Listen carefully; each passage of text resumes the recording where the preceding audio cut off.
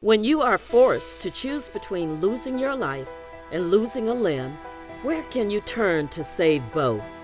Ask John.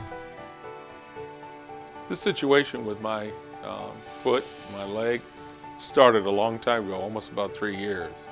The situation was I was asked by some doctor friends of mine to invest in a machine called a Sonotron.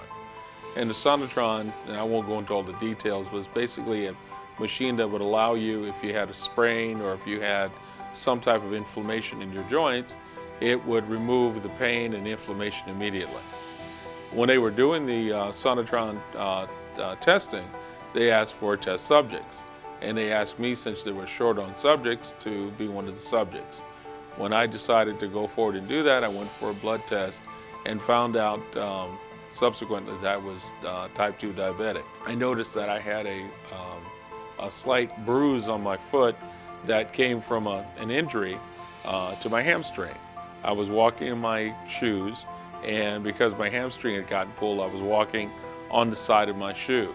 And as a result of that, I rubbed a kind of an abrasion or bruise on the side of my leg. Well, that bruise turned into a blister, and I told my wife about it because it was becoming increasingly more uncomfortable. And I also noticed that I was starting to have the chills and have temperature and high temperature. And I wasn't really sure what that was all about. My wife advised me to go and get it checked, so I ended up going to the wound center in Broward County, the hospital. And the wound doctors there said, well, you immediately need to have that wound cleaned out. And they use a word or a process called debriding. So I had my first surgeries and debriding at Broward County. Toward the middle of the process, one of the doctors came in and said, your wound is so bad that we will probably have to amputate your leg. We'll get back to you, we'll evaluate your situation, but it looks pretty dire. Well, this went on for several weeks, and my doctor finally came in and said, after the debriding process, he said, we absolutely would not be able to salvage your limb.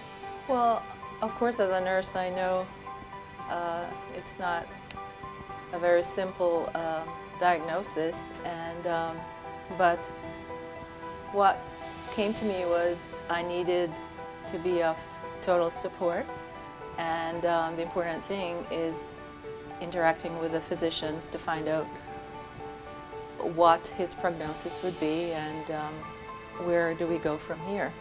So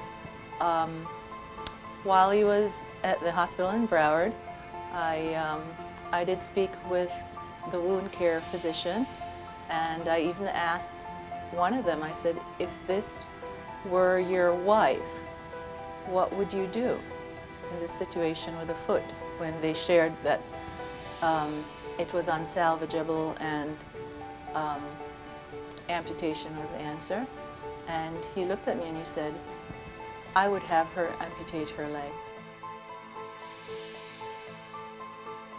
So a below-knee amputation, which is what we all try to avoid, and that's actually amputating, cutting off the leg and the foot right below the level of the knee, about 4 inches, 5 inches below the level of the kneecap. Mr. Long, in a case like that, there's several different steps that you have to follow. First, you have to assess the full patient. There's other factors besides just the wound itself, both his medical history, his nutritional status, and Mr. Long had several things working against him, including diabetes, peripheral vascular disease, and kidney failure. In fact, he was on dialysis. So the patient needs to be motivated. Once we assess what's really there left, we go and remove as much of the dead tissue as possible, clean up the wound as much as possible, and see what structure is still left. In Mr. Long's case, he had a lot of damage already. So at previous facilities, he was offered a below-the-knee amputation, which, albeit is not a wrong decision, it's a tough decision to accept. And Mr. Long didn't accept that. We cannot save your leg, and we recommend amputation for 2 reasons. One, because of the structural damage that took place because of the infection. And number 2, you have infections or have an infection in your bone called osteomyelitis. And osteomyelitis is life-threatening. So you have a choice of keeping your leg or keeping your life. And then he put his arm around me and said, you know, Mr. Long, you are not your leg. And at that point forward, I started to pray and I said, Lord, I know you sent me here with 2 legs. I would like to leave here with 2 legs. John, of course, wasn't pro losing his foot, nor was I for that.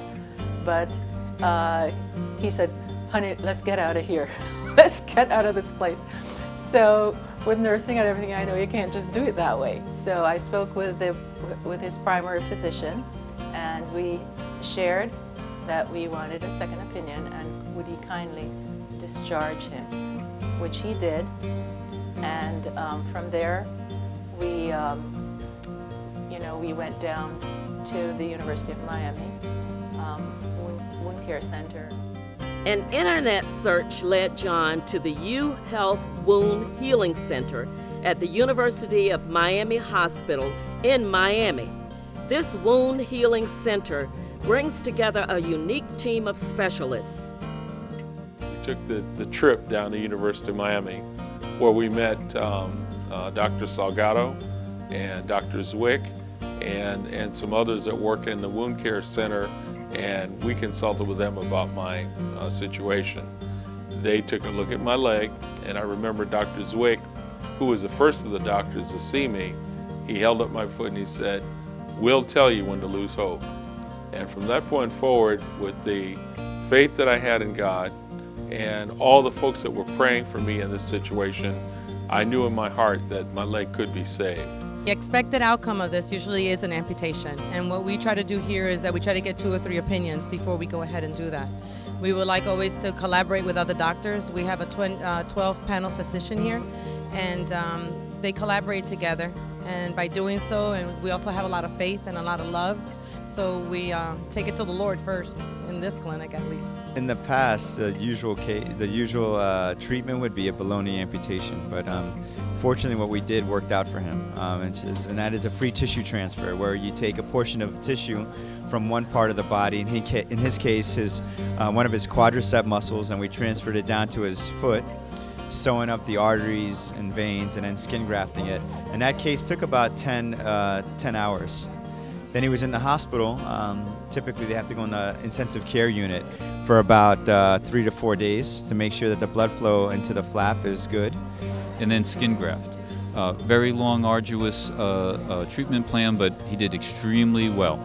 Critical time for the graft to take was about 72 hours. Within 24 hours, my graft had already taken. They came in to do an examination. They unwrapped my bandages while I was in intensive care, and to their astonishment, the graft had taken. From intensive care, I was then placed on one of the surgical floors for follow-up and for recuperation. And that whole process took more than 8 weeks. It was a weekend away, and that I could see how he was doing. I could help to take care of him.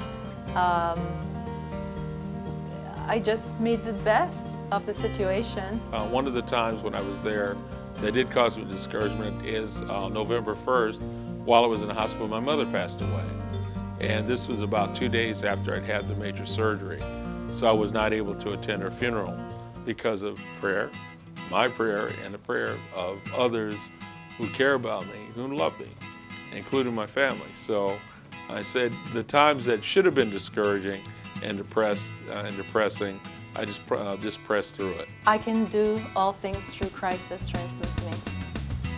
That really, resonated in my head when I was sort of overcome with that tension, stress, or fear. But I'm happy to say that with the dedication of the surgical group and the support staff and the nurses, and more than that, the prayers of my brothers and sisters, really throughout the world, I still have my limb. John continues to be followed by his medical team and wears a special prosthetic boot to protect his leg. His prognosis is excellent. The UHealth Wound Healing Center at the University of Miami leads an ad campaign entitled U Health Discovery Series in the Miami Herald and the El Nuevo Herald, which informs the community of their medical breakthroughs. John's case was recently featured in that ad. In addition, the U Health Wound Healing Center held an educational medical symposium entitled Happy Wound Day, where his case was highlighted and discussed because of the innovative treatment and the therapy that was used for his kind of traumatic wound injury. Mr. John Long. John, would you like to stand up and introduce yourself?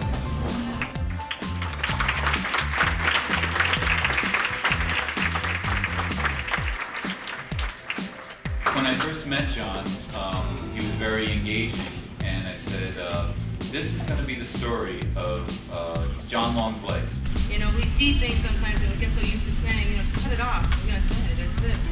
And sometimes we forget that there's a life behind that wound, or that wound, or that person sometimes, you know. So we want to say thank you to you for just letting us love on you. And it's not gonna emotional. So we want to just love you and continue to present you.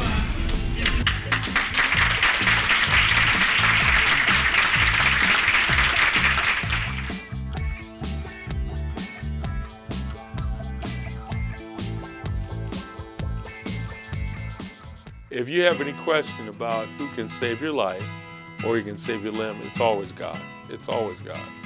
The scriptures are very, very clear that Jesus did die and he bore stripes so that I could be healed. And I've a living testimony to the fact that by his stripes I am healed. And I never really looked at this through the process, and I still don't, as I'm being healed. I'm looking at it as I'm already healed. And that's what I held on to. I held on to the belief that this was a done deal, this was a finished work, and no matter what the circumstances were, it was already done.